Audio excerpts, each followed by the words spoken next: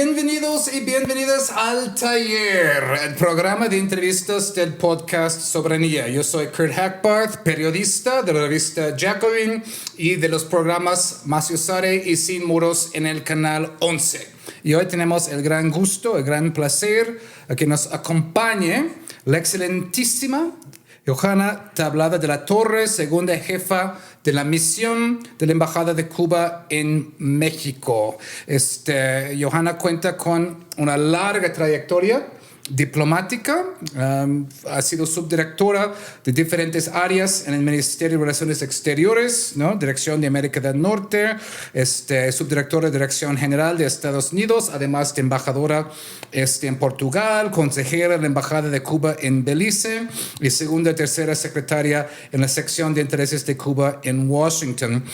Johanna, híjole, ha tenido larga experiencia en tener que aguantar los inaguantables, unos dirían incluso los inmamables aquí en México, de algunas figuras en Estados Unidos. Johanna, muchas gracias por acompañarnos hoy en el taller. Un gran gusto. Buenos días, Kurt, a ti, a la audiencia, y muchas gracias por la oportunidad de estar aquí hoy. Pues nuestro pueblo necesita que contemos también su verdad. Así es. Vamos a empezar justo desde el principio, ¿no? En los últimos meses hemos visto una nueva ola de sanciones y restricciones por la administración de Trump. Parece que es un día algo, otro día también. ¿Cómo describiría usted ya este nuevo momento en la política estadounidense hacia Cuba? ¿En qué grado de locura estamos? Pues habiendo ya visto Trump 1, ya estamos en Trump 2. ¿Dónde estamos con todo eso? En la primera temporada de Trump se ejecutaron y diseñaron las más duras medidas coercitivas adicionales al bloqueo que ya era el sistema de medidas coercitivas unilaterales más abarcador del mundo, que de alguna manera paralizaron el desarrollo económico de Cuba. Eso fue en 2019. Ahí vinieron las listas de especialmente designados, ahí vino la persecución a las navieras, ahí llegó la persecución a las brigadas médicas, ahí vino la eliminación de las remesas, la inclusión de Cuba en la lista terrorista. Ahora, usted tiene toda la razón. No se ha visto en los 67 años de la revolución ningún periodo en el cual en un periodo tan corto de tiempo se pusiera en marcha una secuencia de medidas que a sangre fría ejecutan un diseño criminal de genocidio, de exterminio y de política deliberadamente dirigida a provocar carencias que sean capaces de asfixiar y amenazar la integridad física de una población de casi 10 millones de habitantes, sí, y definitivamente a impedir las fuentes de sustento de una población entera. ¿Con qué propósito? Con el propósito de provocar el empobrecimiento, carencia, la desmoralización de un pueblo que ha luchado mucho por su futuro y por los logros que tuvimos en justicia social, y algunos de los cuales hoy preservamos, y a la misma vez de tratar de lograr un ambiente de desestabilización en el cual las personas desesperadas responsabilicen al país víctima del impacto de estas medidas que son de una crueldad inédita en las relaciones de Estados Unidos con Cuba desde el 1 de enero del 59 hasta hoy. No hay comparación a las cosas que ellos han sido capaces de hacer y están haciendo, y eso por supuesto tiene un altísimo costo humano para el pueblo cubano. Podemos hablar un poco más de eso porque ha habido tantas medidas. Yo creo que incluso la idea es aturdirnos con tantas medidas. ¿Cuáles son las más recientes y cuáles han sido los efectos concretos sobre la vida cotidiana? No puedo mencionarte todas las medidas que ha tomado Trump y su secretario de Estado, Marco Rubio, que es el artífice principal de estas medidas. Lo fue también de la vez anterior como senador de Estados Unidos. Pero voy a mencionar las principales y su impacto. Por favor. Llegan al poder en enero del 25, inmediatamente revierten decisiones importantes, muy tardías y oportunistas que tomó el gobierno de Biden, pero revierten medidas importantes con un impacto violento en la economía de Cuba. Ellos vuelven a poner a Cuba en la lista de estados patrocinadores del terrorismo, a la que Cuba jamás... fuera una semana, exacto, ¿no? Tardó una sí, pero semana, que antes estuvimos por mucho tiempo, claro. Lo increíble es que Trump mantuviera la decisión del presidente Obama 4 años.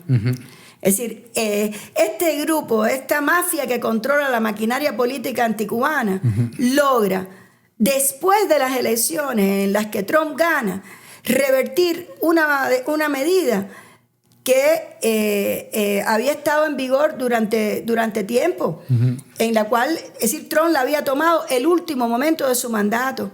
Sí, recuerdo. ¿Se acuerda? Fue al final. Igual que al final había hecho lo de la remesa. Pero esta gente llega y en su primer día, en el primer paquete de anuncios de Trump estaba que Cuba volvía a la lista terrorista. ¿Cuál fue el impacto de eso? Inmediatamente, por el nivel de control que hay en las finanzas internacionales, por el sistema SWIFT y la corresponsalía de bancos, inmediatamente, en menos de 3 meses, Cuba perdió 40, es decir, las operaciones adicionales a las que ya teníamos perdidas por las medidas anteriores, de más de 40 bancos. Inmediatamente, en medio de una pandemia, Cuba pierde las operaciones de ventas que ya se habían hecho, preventas de los insumos para la industria farmacéutica cubana, que hasta ese momento era capaz de fabricar alrededor de un 60% de los medicamentos del pueblo de Cuba adquirían. Esas empresas fundamentalmente eran suizas y alemanas. Y eso crea que un país en el medio de una pandemia, que es la crisis de salud más grande que está afectando al mundo, de pronto se ve imposibilitado de fabricar los antipiréticos para la fiebre, sus antibióticos, sus citostáticos para los enfermos de cáncer, y crea una crisis sanitaria que muchos recordarán el 11 de julio como un mes en el año 21 en el que hay protestas, pero lo que muchos no recuerdan es cuáles fueron las medidas que entre enero y julio toma el recién estrenado gobierno, ¿no?, de Donald Trump para llevar al pueblo de Cuba a esa desesperación en medio de una pandemia. Ahora, en esta ocasión, en el año 25, el año pasado, vienen con lo mismo, incluir a Cuba en la lista terrorista. Se fortalece la lista de especialmente designados, que es una lista arbitraria, falsa, ilegal, en la cual Estados Unidos lista hoteles, empresas y cualquier entidad cubana que sea capaz de generar ingresos para el país, la pone en una lista de sanciones y amenaza a terceros que si hacen, por supuesto a sus propias empresas también estadounidenses, que si hacen negocios con esa lista de especialmente designados, que no es ni de las Naciones Unidas, ni tiene nada que ver con los convenios internacionales, es una lista arbitraria hecha en Miami, pues entonces serán castigados, y eso también inmediatamente hace caer. Otra de las medidas que más daño han hecho, sin duda, la más destacada sería la implantación el 29 de enero de este año del cerco energético. Esta es una medida en la cual ellos dicen que quien le venda petróleo a Cuba ya había una lista de navieras, armadores y aseguradoras, pero esta es quien quiera que lo haga, le vamos a subir los aranceles. La Corte Suprema de Estados Unidos dijo que eso no era legal, pero el terror, el pánico, las llamadas de los embajadores de Estados Unidos en sus capitales, la persecución a quien vean llegar a Cuba, ellos controlan satelitalmente el mar que está alrededor de Cuba, ha hecho que en la práctica se haya implantado un cerco casi naval que impide la entrada de combustible a Cuba. Y eso tiene un impacto terrible. Datos importantes. Sí. Estados Unidos, con sus medidas del 2019 para acá, ha logrado que la mortalidad infantil mejor del hemisferio occidental, que era 4,4, hoy sea 9,9. La duplicó. Eso quiere decir que más de 1.800 niños y niñas que les tocaba nacer, que solo por nacer en Cuba les tocaba sobrevivir al primer año de vida, no los tenemos con nosotros. Eso es criminal. Porque Cuba, como pueblo, puso a la salud pública en un lugar preponderante de su programa político, social y económico. La vida de un ser humano para el pueblo de Cuba era más importante que casi todo. Y nos los está afectando. Estados Unidos logró con sus medidas, esas como de quitarnos los bancos, nuestros proveedores, sancionar a empresas por tener negocios con Cuba, logró que la sobrevivencia de cáncer infantil bajara o descendiera de un 85%, es decir, el 85% de los niños que se enfermaban de cáncer en Cuba sobrevivían al cáncer, se curaban y podían seguir una vida feliz. Pues no, ahora eso es el 65%. Son cifras muy dolorosas, pero a eso le podemos añadir la persona que hoy no puede llegar, un país que construyó el mejor sistema de salud pública, yo pienso, del hemisferio occidental, Difícilmente hay otro país que tuviera atención primaria, secundaria y terciaria, que ha sido estudiado incluso por países desarrollados. Hasta tal grado que el documentalista Michael Moore llevó a respondientes de 11 de septiembre a Cuba para ser atendidos. Pero hemos recibido visitas incluso de países de Europa estudiando cómo Cuba disminuyó la mortalidad infantil, cómo Cuba era el país de menor mortalidad materna en la región. ¿Por qué? Porque usted tiene seguimiento de médicos de familia, que conoce a las personas que atiende, todo eso es gratuito, que ya incluso, porque la medicina preventiva cubana evita que una mujer embarazada, la persona ya no llega enferma al hospital, te están midiendo la presión, te caen detrás, la enfermera que te toca en tu policlínico o en tu médico de familia y te dice, con esa presión alta puedes tener preeclampsia. Y prevén en la prevención, la medicina preventiva. Pero igual, si te enfermas, hay un hospital secundario, un policlínico, y hay un nivel terciario donde un niño que nazca en la montaña más remota de Cuba va a tener el mismo derecho a un trasplante, a la cirugía de primer mundo, va a tener el mismo derecho a un tratamiento de hemodiálisis, va a tener los mismos derechos que puede tener un niño en Suecia. Incluso va a tener más derechos de un niño nacido en los Estados Unidos. Y esas son las cosas para nosotros más dolorosas, pero no son las únicas, porque también es una humillación muy grande que con el sesgo energético se te paraliza la producción y se crea un círculo vicioso en el cual tus fuentes de ingresos no las puedes usar, porque si tú no tienes gasolina en tus aeropuertos, turbocina, ¿cómo se llama? Turbocina por los aviones. Me equivoqué con el nombre de una medicina. Turbocina. Para reabastecer un avión que viene de Asia o de Europa o de Canadá, que es nuestro principal emisor de turistas durante prácticamente toda la vida. Entonces ese avión ya no puede venir y usted está directamente interviniendo en la economía de Cuba. Y hay que ser muy descarado, hay que tener la cara muy dura, hay que ser muy cínico para después de hacer todas esas medidas decir, ven qué ineficiente el gobierno de Cuba. No tiene electricidad. Ven, qué ineficiente el gobierno de Cuba. Se han quedado sin turistas por el mal servicio. No, señor, no es por el mal servicio. Si usted me está cortando por la fuerza, por medidas de fuerza, medidas que van contra el derecho internacional, si usted está sepultando las buenas prácticas incluso de la Organización Mundial de Comercio, de la cual Cuba es fundadora, y usted se está burlando de eso, y usted está aplicando todos los días medidas de coerción, de extorsión y sanciones extraterritoriales y medidas coercitivas unilaterales que no van respaldadas por ningún instrumento ni tratado de las Naciones Unidas, bueno, usted está aplicando a la fuerza medidas para disminuir el Producto Interno Bruto de un país, y usted está aplicando a la fuerza medidas para llevar una población a pasar hambre, como hay personas en Cuba hoy que pasan hambre.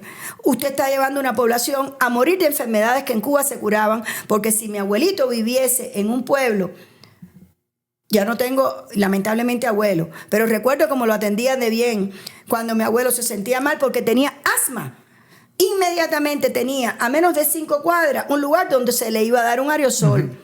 Si esa persona hoy no se puede trasladar porque no hay automóviles, porque no hay transporte público en el país, a un lugar de primeros auxilios, que a diferencia de otros países de América Latina como República Dominicana, y puedo mencionar muchos más, esos lugares de primeros auxilios muchas veces están a más de 1 hora de camino en los países de tercer mundo. En Cuba no. Nosotros pusimos la medicina al alcance de la gente, pero sin embargo, si no hay un auto que te pueda llevar ahí, o te tienen que llevar en un caballo a alguien que es minusválido o discapacitado, pues esa persona puede que no sobreviva a una enfermedad cardiovascular, que en Cuba esa muerte era previsible. Y así con todo, realmente es un genocidio silencioso.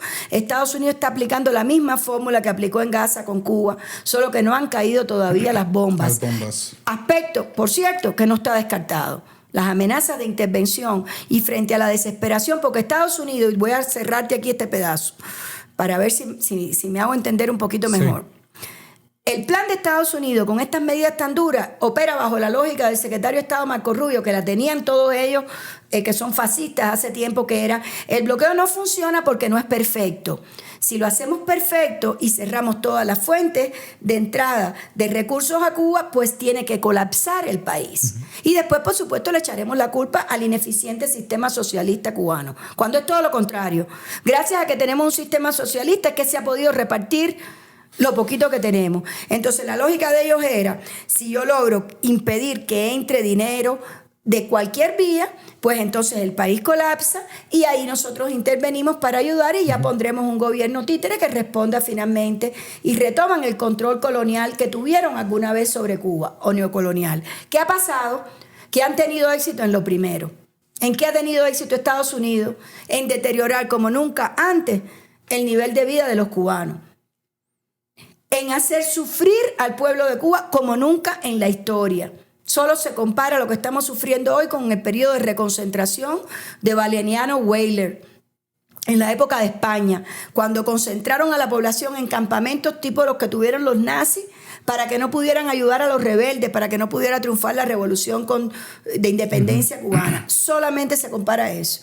Ahora, ¿en qué no han tenido éxito? En su objetivo principal. Y esa es la crisis y el desespero que vemos hoy en el comportamiento de Estados Unidos. Y ahí está el margen para la irresponsable decisión de invadir un país que no es amenaza para nadie. Porque no han logrado poner al pueblo cubano de rodillas, porque no han logrado la capitulación que nos exigen cada día, porque no han logrado que la gente deje de resistir y porque no han logrado silenciar la denuncia de Cuba, como se vio hace pocos días en las Naciones Unidas. Aunque Cuba obviamente no es una amenaza, es curioso que el Departamento de Estado hace algunos días saque un reporte de ciencia ficción, de fantasía, no de lo que sea, que se llama Cuba, capital del comunismo del siglo XXI, donde básicamente le culpa a Cuba de tener toda una red de organizaciones en Estados Unidos, entre Code Pink, ahí, Black Alliance for Peace, ahí People's Forum, Amy Goodman, la presentadora del programa Democracy Now! Está ahí,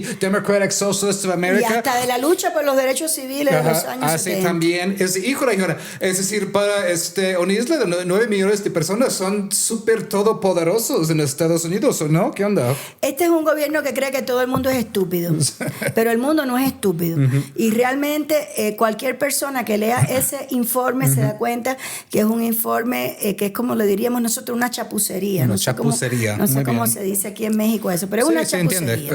Quizás se le dieron 4 órdenes a la inteligencia artificial. Hecho con cloud y o algo otro así, que es ¿no? simpático es que es un documento que tiene el poder de...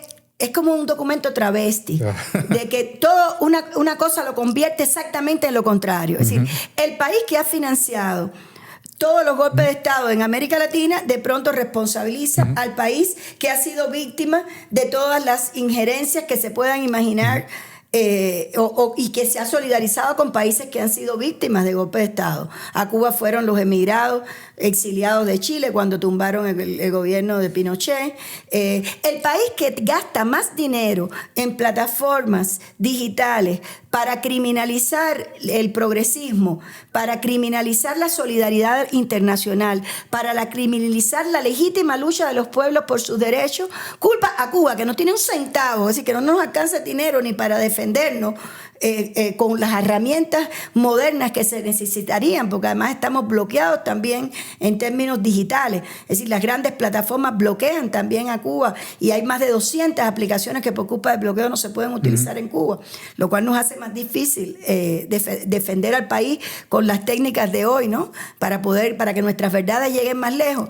El país ese entonces se convierte, el país que ha organizado el Irán Contra, el país que, el país que atacó, que hizo Playa Girón, que atacó Panamá, Dominicana, casi que no hay nada que no hay, y te estoy hablando de los últimos años, no de hace mucho. El país que invadió Granada para poner un gobierno que respondiera a sus intereses. Que está atacando Irán ahorita mismo. El país que está atacando Irán, el país que mató a las niñas de Minab, el país que se somete a Israel todos los días a su voluntad y que sigue permitiendo los asesinatos en Gaza y los territorios árabes ocupados y que permite también las agresiones al Líbano y las financia con ayuda exterior Es decir, el país que más crímenes comete hoy en la humanidad culpa al país víctima del mayor crimen que se comete hoy, o uno de los mayores crímenes que se comete en la humanidad, de ser el responsable de sus críticos. Entonces, ¿qué están haciendo? Están tratando de resolver dos problemas al mismo tiempo. Uh-huh. Por una parte, justificar la crueldad sin límite de la agresión despiadada que tienen contra Cuba, que ya ha despertado dentro de los Estados Unidos un alto cuestionamiento de congresistas que recientemente fueron a Cuba y han denunciado el genocidio, llamándole a las cosas por su nombre, lo que han visto. Están tratando de cuestionar a cualquiera que los critique, porque en Estados Unidos se está tratando de criminalizar la izquierda. Están tratando de enfrentar procesos democráticos en Estados Unidos que son adversos a los intereses fascistas del grupo que hoy está en el poder. Y al mismo tiempo están tratando de crear un pretexto para, si fuera necesario, desviar la atención del fracaso de su política con Irán, porque hayan tropezado con un muro de contención de un país que está defendiendo su cultura, su soberanía, su civilización, esa que Trump dijo que iba a desaparecer en unas horas, una civilización milenaria, y que también le está haciendo un favor a la humanidad, claro, al demostrarle que no todo lo que ellos quieren hacer se puede lograr. Y a la vez buscan si fuera necesario mañana, porque ya pasaron 7 meses y seguimos sin combustible, pero se siguen despertando las cubanas y los cubanos sin dormir casi 2 y 3 horas por el calor que hace, y van los médicos a los hospitales, y van los maestros a las escuelas, y van los científicos a tratar de producir sus vacunas, y van las personas a producir el pan, que ahora están tratando también de que no llegue ni el pan. Ayer el ministro de Comercio Exterior de Cuba denunciaba que hay 7.000 contenedores comerciales, es decir, esto no es ni el Estado cubano. La mayoría de estos contenedores son compras de empresas privadas cubanas que fabrican panaderías, personas que tienen supermercados, que le dan alimento a la población para detenerlo. El objetivo es contra el gobierno, como dicen ellos, o contra el régimen. No, el objetivo es poner a un país en estado de debilidad y de vulnerabilidad tan grande en el que ellos puedan lo mismo invadirnos que inventar una intervención humanitaria. Y el mundo entero ya sabe, por eso te decía que ese documento es un documento para estúpidos. El mundo entero ya sabe que no hay un país donde Estados Unidos haya intervenido apelando a la libertad, a la democracia, que esté mejor después de haber recibido la bendición de una intervención estadounidense. Y podemos hacer la lista reciente: Afganistán, Irak, Siria, Libia, que la tribalizaron, que era el país más desarrollado de África, con todos los derechos, y lo han regresado a la esclavitud y a la trata. ¿Solo para qué?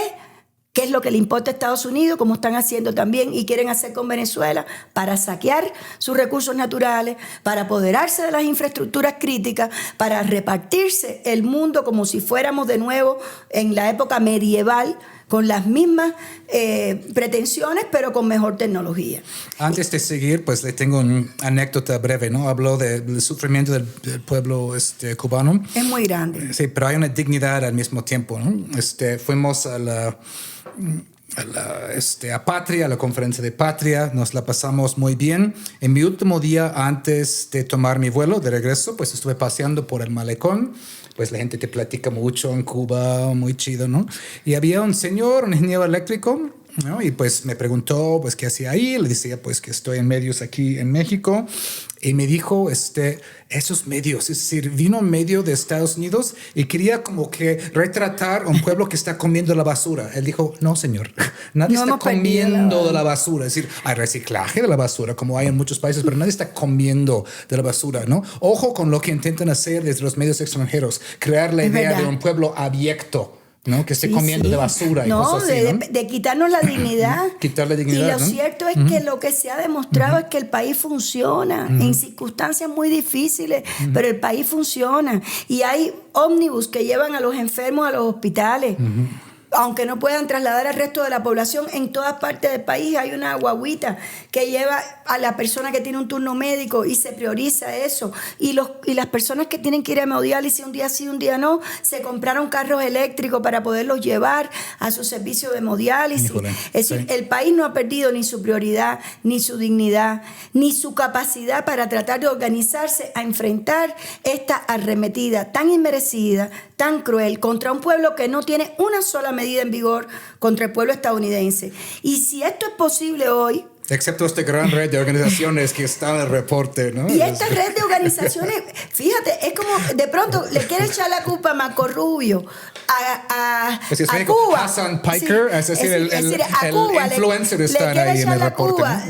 La culpa de las causas legítimas que en Estados Unidos provocan todos los días que haya personas que quieran criticar a su gobierno y criticar el orden de las cosas y criticar también al capitalismo. Porque nosotros no tenemos la culpa de la inequidad que hay en Estados Unidos. Cuba no tiene la culpa de que en Estados Unidos el 80% de la riqueza vaya para el 1%. Cuba no tiene la culpa de que en Estados Unidos hay más de 40 millones de personas que no tienen salud, ni la pueden pagar. Sí, Cuba no tiene la culpa de los desalojos de las casas, porque en Cuba no te botan de tu casa si tú no la puedes pagar. Cuba no tiene la culpa de que manden personas a guerras que no quieren ir, a matar inocentes, niñas, niños. Cuba no tiene la culpa de que Estados Unidos defienda más a las armas y la libertad de portar armas que la libertad de vivir. Cuba no tiene la culpa de las cosas que pasan ahí. Ni siquiera nos metemos en eso, lo estoy diciendo ahora porque realmente nos han responsabilizado. Y Cuba no tiene la culpa de ser un ejemplo de que otro mundo es posible, de haber logrado cosas que otros países más ricos que Cuba no lograron. Y de que eso sea admirado.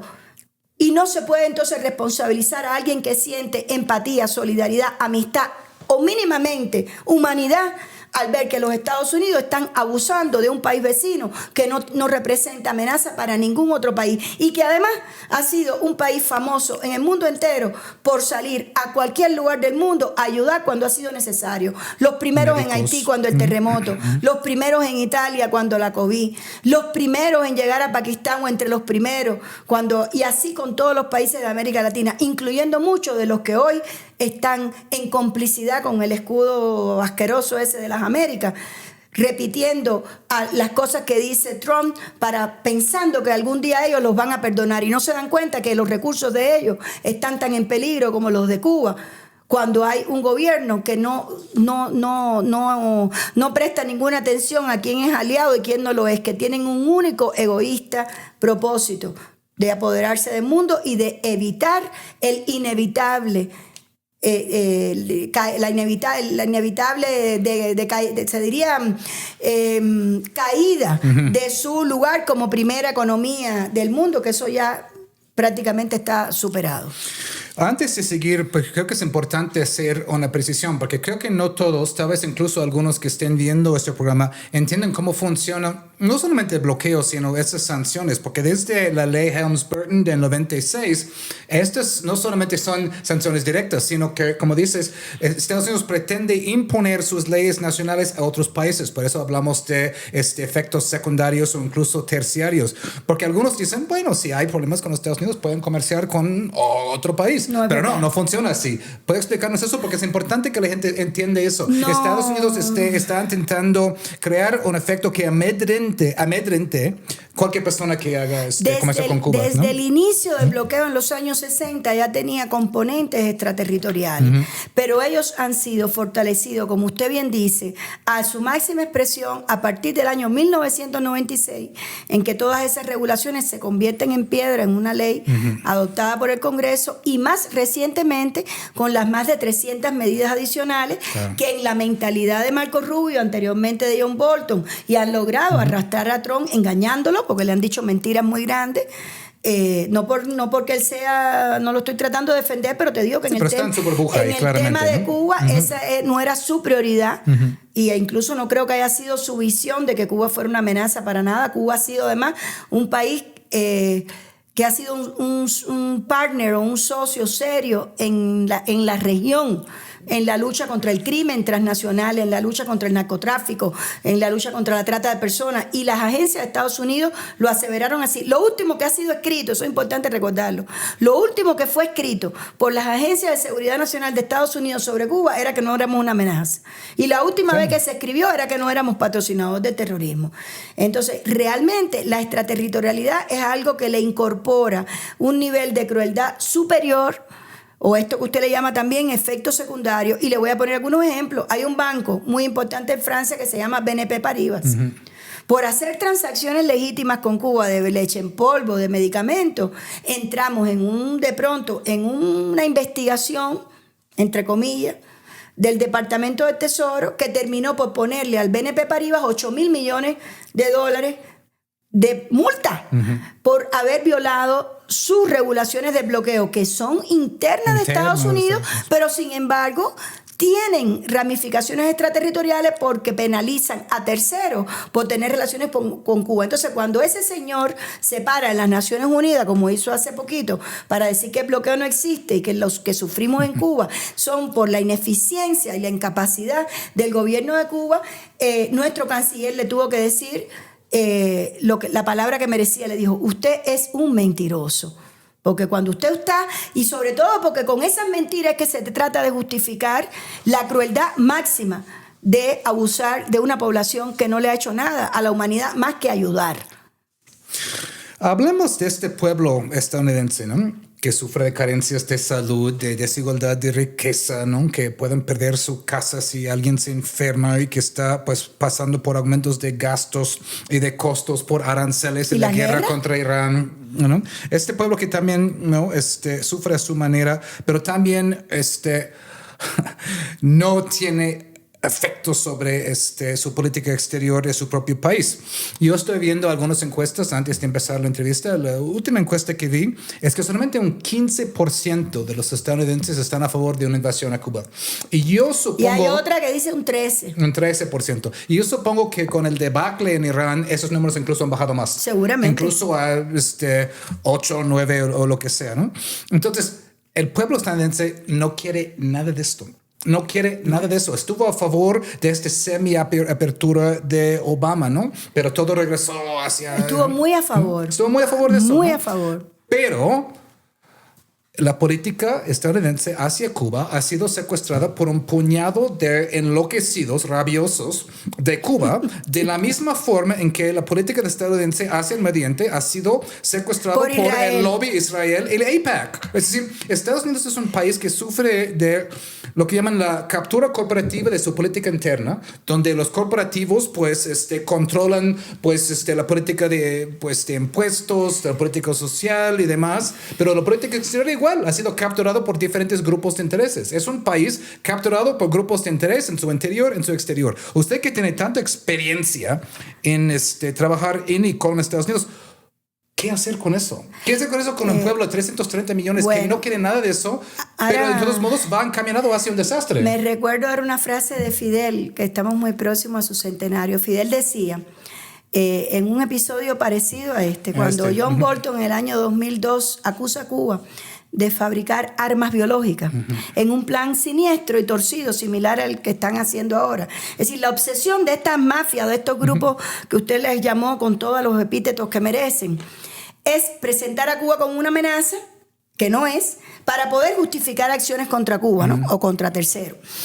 Y Fidel dijo que Bolton era un mentiroso patológico, lo denunció ante toda la prensa internacional, lo demostró, invitó a grandes personalidades de Estados Unidos, incluyendo el presidente Carter y otras organizaciones de mucho prestigio internacional, a visitar los centros científicos de biotecnología de Cuba, donde se hicieron grandes descubrimientos como el Everpro, que hoy permite evitar las amputaciones de pie, como vacunas contra el cáncer, como anticuerpos monoclonales, como más de 10 vacunas que Cuba registró en la Organización Mundial de la Salud, y se desinfló aquello. Pero la frase que yo quiero recordarte hoy de Fidel, haciéndole homenaje en la víspera de su aniversario, fue que él dijo: el pueblo de Estados Unidos puede apoyar causas injustas, pero primero tiene que ser engañado.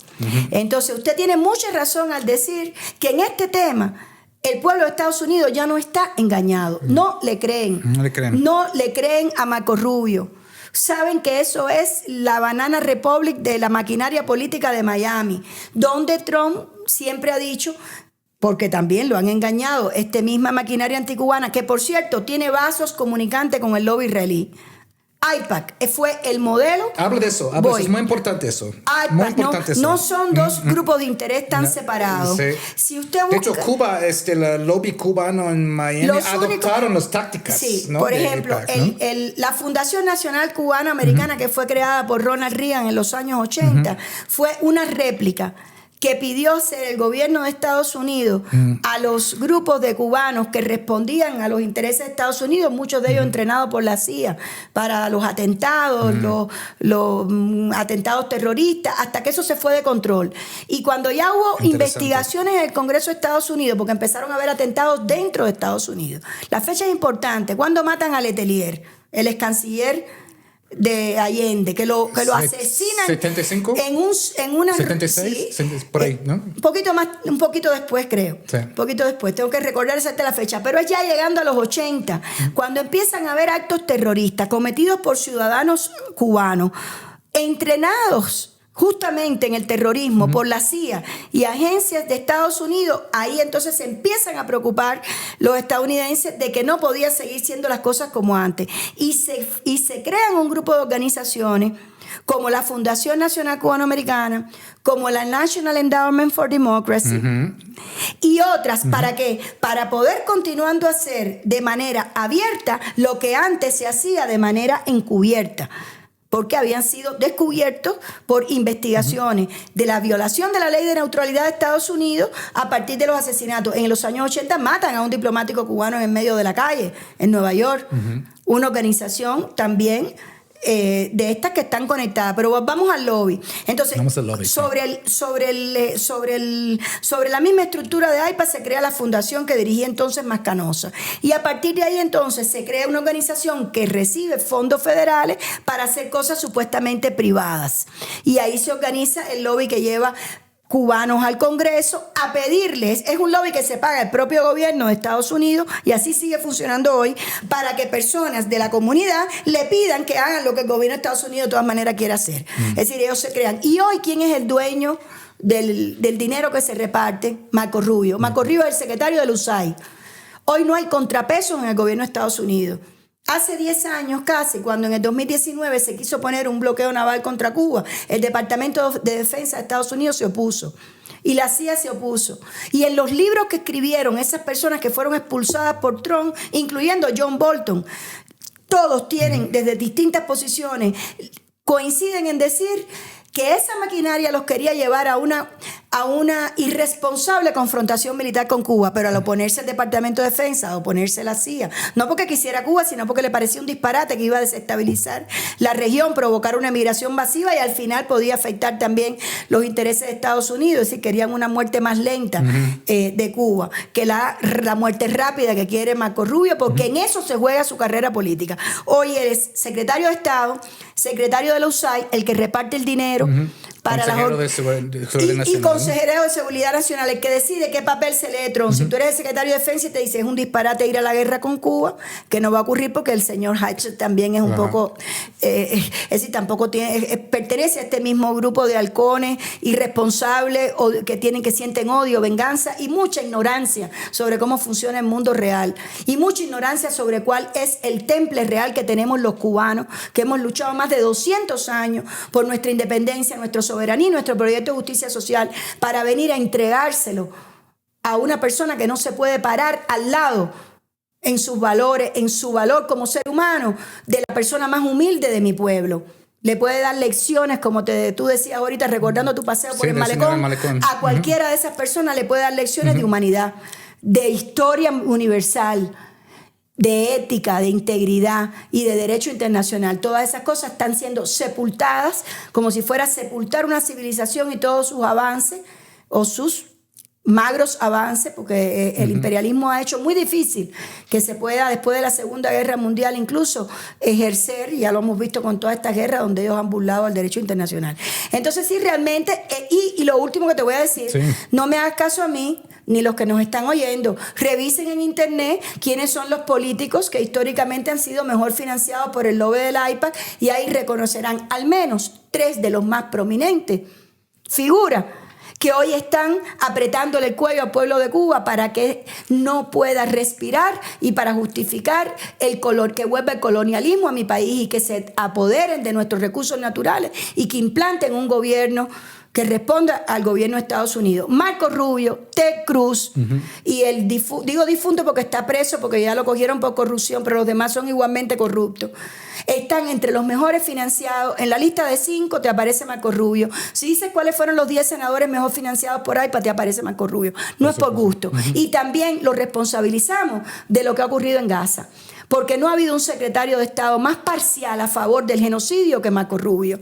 Más de 7 ocasiones visitó a Netanyahu a decirle: apúrate, terminen de limpiar aquí como si fuera una limpieza étnica, que tienes todo nuestro respaldo. Y fue también por Marco Rubio que Estados Unidos se fue a la guerra con Irán. ¿Bajo las órdenes de quién? De Netanyahu. Eso no es secreto para nadie. Y lo digo yo, que soy de un país revolucionario. Y a lo mejor pueden decir she's biased, es decir, ella tiene sesgo político, tiene que decir eso porque representa al gobierno de Cuba. No. Busquen en líderes de MAGA los grupos y segmentos más de derecha de Estados Unidos y le están reprochando al gobierno de Trump que han incumplido 2 de sus más grandes promesas. Una era No More Wars, no más guerra, y la otra era America First, América primero. ¿Qué están diciendo muchas de esos líderes influencers de derecha en Estados Unidos? Que los engañaron. Que los engañaron cuando les prometieron que no habría más guerra y ya han ido muchas.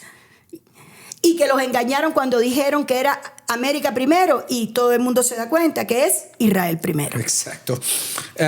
Vamos a dar seguimiento a eso, es muy importante lo que estamos platicando ahorita. Justo antes de empezar esta entrevista, estamos hablando de Carlos Jiménez y sus rabietas en Twitter y su desesperación ahí. Entonces, no está tan unida incluso este bloque en Miami, ¿no? No. Porque ahora este bloque en Miami le está recriminando a Jiménez y demás que no hay resultados a la vista en Cuba para ellos. Es decir, hablemos de las divisiones en lo que supuestamente es un grupo muy unido, que es este puñado de locos ahí, de Gusano Lave ahí en Miami, ¿no? Hay un proceso ahí muy interesante a partir de 2 facciones. En este momento no está quedando bien con nadie. Es decir, a unos les prometieron que en 15 días Cuba caía. Como Irán, ¿no? Es decir, sí, ya. Esto es, si les quitamos el petróleo, Cuba no va a resistir. Y realmente te digo, Cuba ha escrito una página de altruismo y de proeza y de sacrificio difícil de emular por otro país. Tuviste cómo temblaron todas las economías de América Latina cuando las amenazaron con un 25% de arancel. Imagínate cualquier país de América Latina que la hubieran dejado, no con aranceles, sin posibilidad de comerciar con Estados Unidos, sin posibilidad de comerciar con el resto del mundo y sin petróleo para producir, para transportarse, para iluminarse, para ponerse un ventilador. Es decir, dicho esto, hay que decir que realmente esta gente en Miami tienen una parte que les dice ¿por qué no han invadido? ¿Verdad?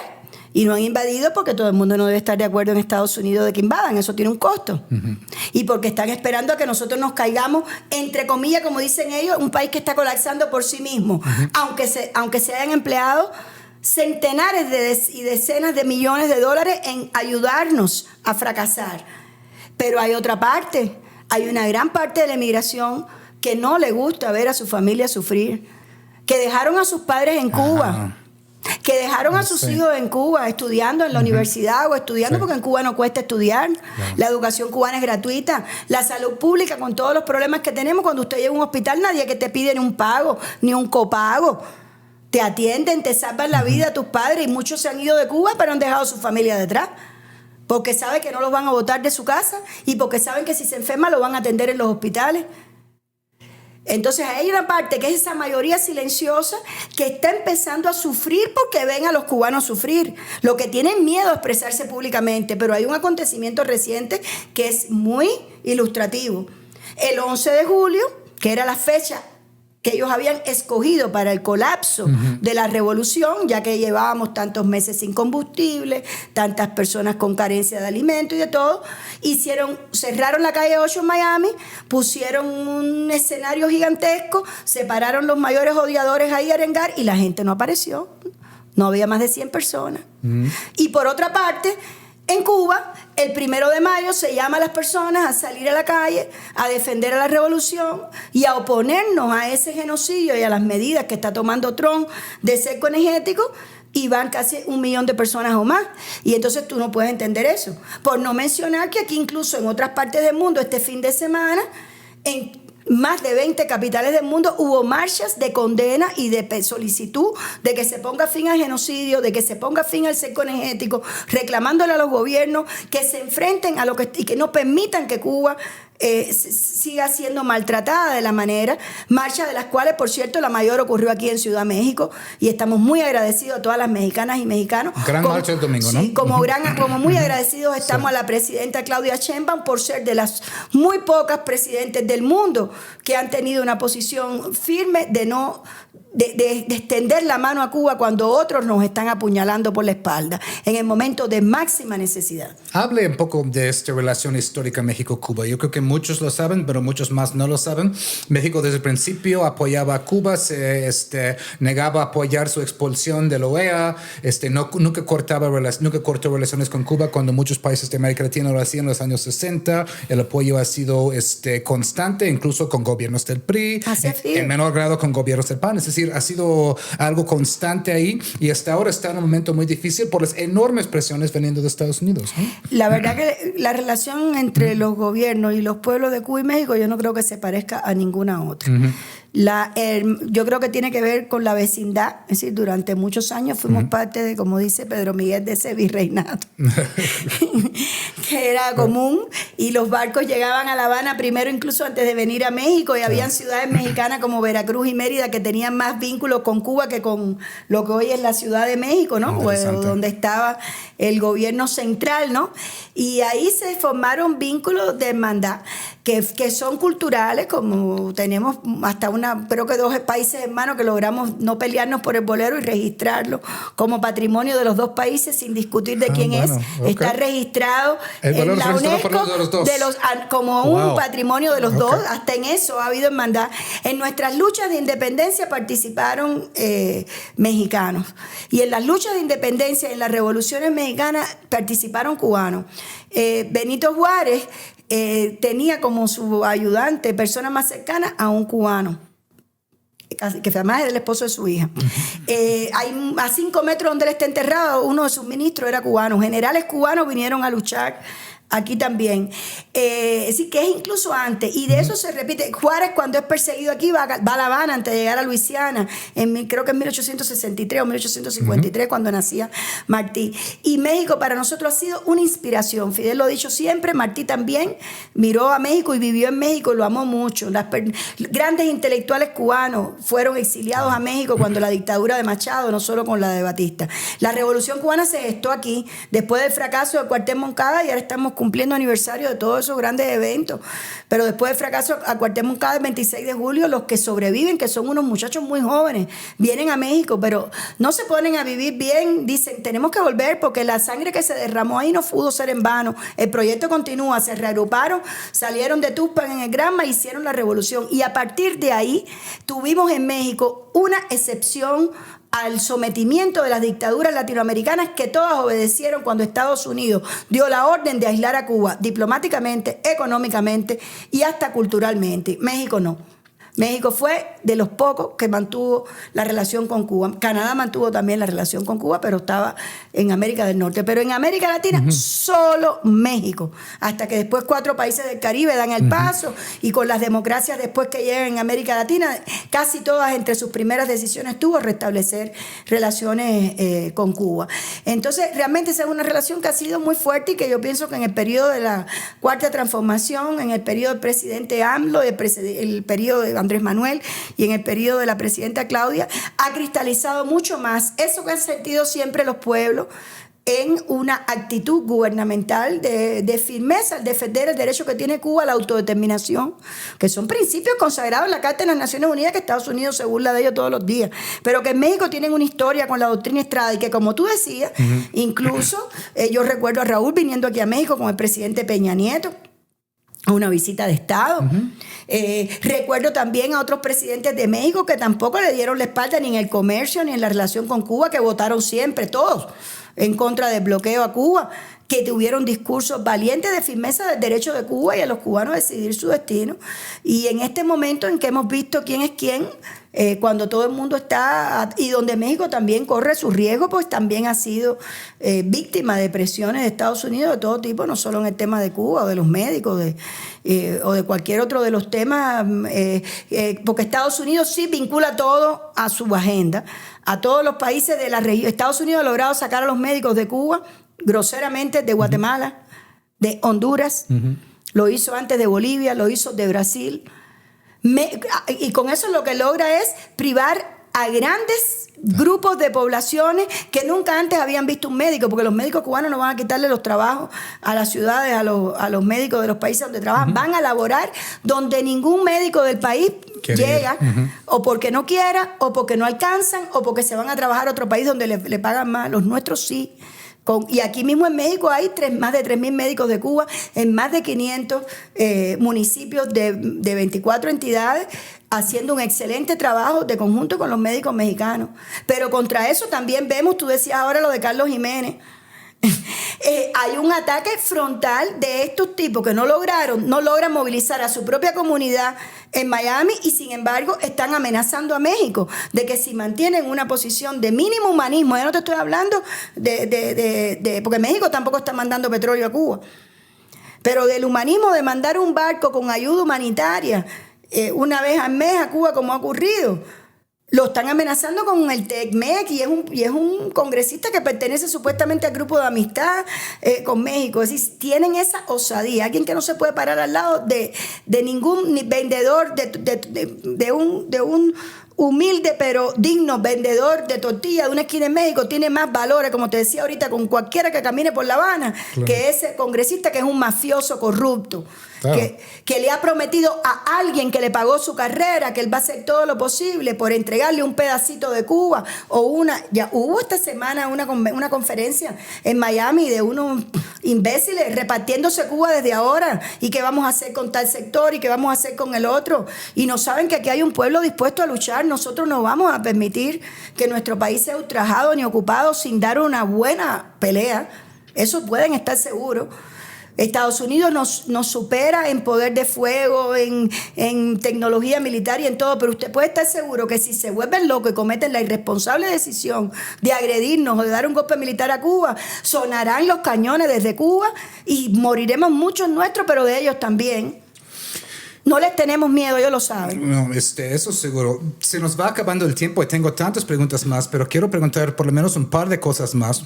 Ante el bloqueo, la innovación. Es decir, ya Cuba está haciendo saltos cuánticos en energía solar con apoyo de Cuba, China, Vietnam y también pues su propia producción doméstica. También vi que había una noticia que ya Cuba tiene petróleo. Mucha gente no sabe, Cuba tiene petróleo, ¿no? Hace mucho tiempo. Y si no fuera por el bloqueo, podría estar suministrando mucho de su propia necesidad energética por medio de su propio petróleo.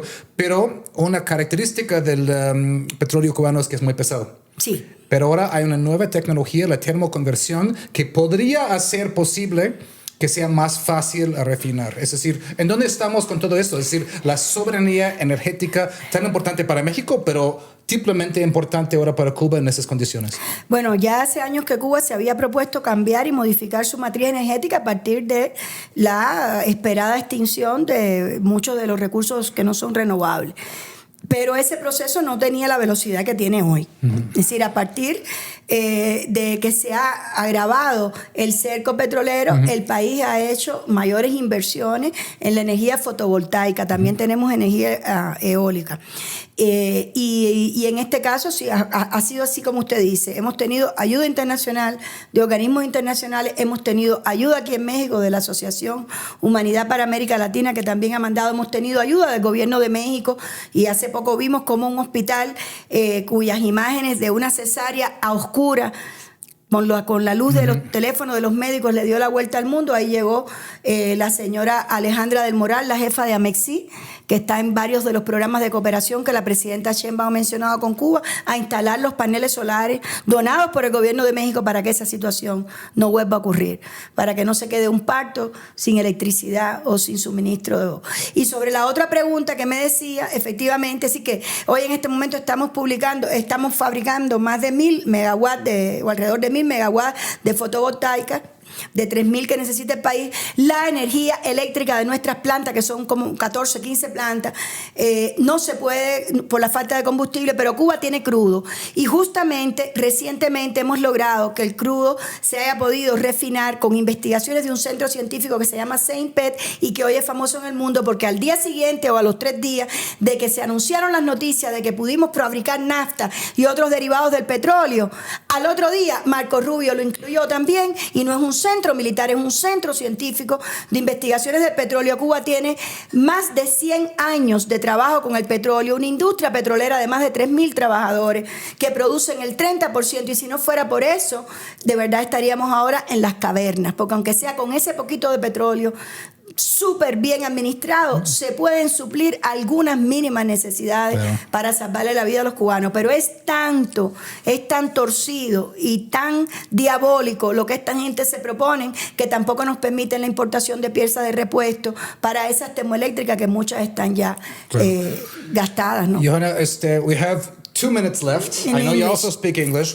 Could you just give a final message, if you want to look right at the camera, look over here at your camera, give a final message to the United States public from Cuba, from the heart there. What does the United States public need to know here? My message to Americans, people that I know well and I love because I lived 5 years in the United States, is please to take your 5 minutes to do your own research of what's going on between the United States and Cuba.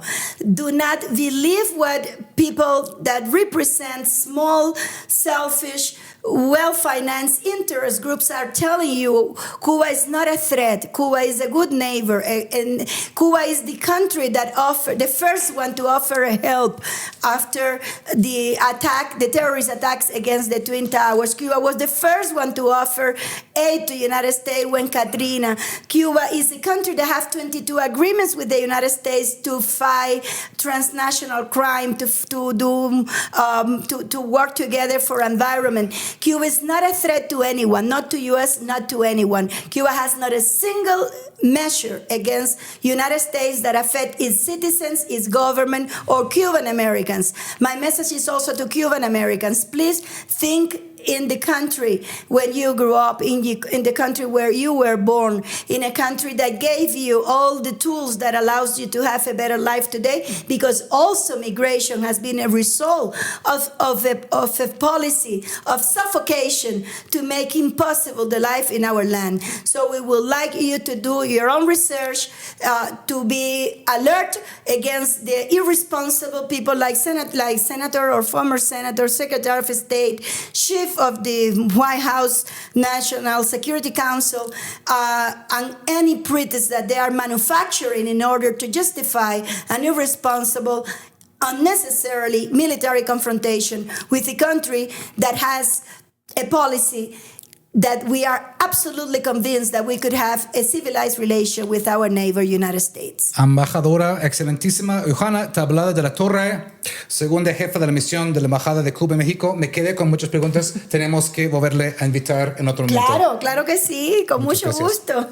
Ahí nos vemos en otro episodio de... sí tenemos también, casi se me olvida, siempre regalamos a todos aquí en el taller. Ay, yo no traje regalito. Algo directamente hecho aquí en el taller, ¿no? Una agenda. Gracias, es decir, Kurt. vivan las manos de los artesanos, los artistas, los oficios y los restauradores siempre. Ahí estamos en otro episodio de El Taller del podcast Soberanía. Muchas gracias, he disfrutado mucho conversar contigo. Igualmente. Gracias.